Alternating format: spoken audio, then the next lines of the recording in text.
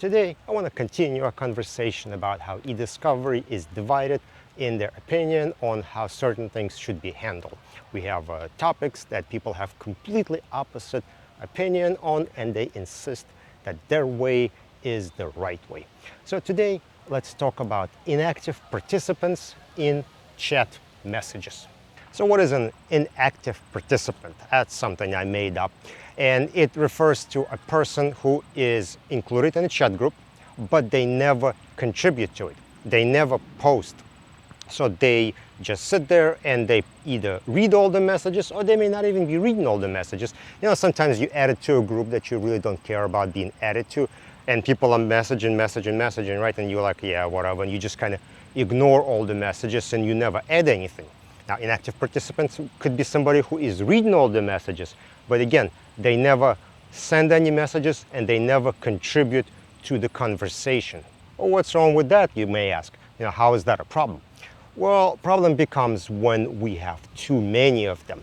And as you may get added to a personal group where you have 5, 10 people, you can have groups in companies where there are hundreds of people. So for example, somebody becomes part of a department, so they get added there. They could be added to tech support group. They could be added to like a water cooler group or some kind of welcome group.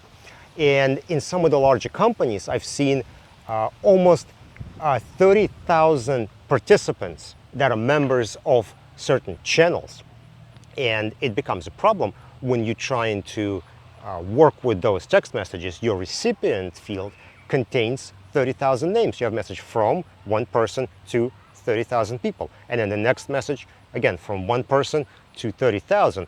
And you can see how this is going to clog up memory in your computer, in a database, and everywhere else. And I'm sure you can guess that all those 30,000 people aren't talking at the same time, or even probably talking at all. In order to deal with this problem, I came up with this concept called inactive participants. And in my application, I added a feature that's able to just ignore people who do not contribute anything to a conversation. And when I did that, there were two groups of people. One who said, wow, that's great. These people are not talking. We don't care about them. Let's get to the relevant stuff. We're interested. Who said what? On the other hand, I had some people that went, whoa, you can't do that. These are the people that are on the group. So as far as we're concerned, those are the people who received the message. They probably read those messages. They are aware what's going on. So we need to have their names next to a message as the people who received it, so that they could, maybe their department manager or something like that, they could be held responsible for what is happening in their department. One of the reasons this problem exists to begin with is because we don't really use distribution groups when it comes to text messages. What we do have is channels. And so my idea is to actually use a channel name as a recipient, but then we can get into like weirder things when it comes to deduplication and things like that. But using channel name as a recipient, which would serve similar purpose to a distribution group in the email.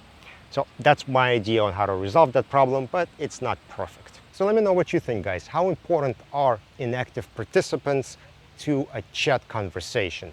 Do you think they should always be included, or do you think if person is not talking, then they're kind of optional and they don't have to be listed? Please put it in the comment section below. Don't forget to follow on LinkedIn, subscribe on YouTube, and I'll see you in another video.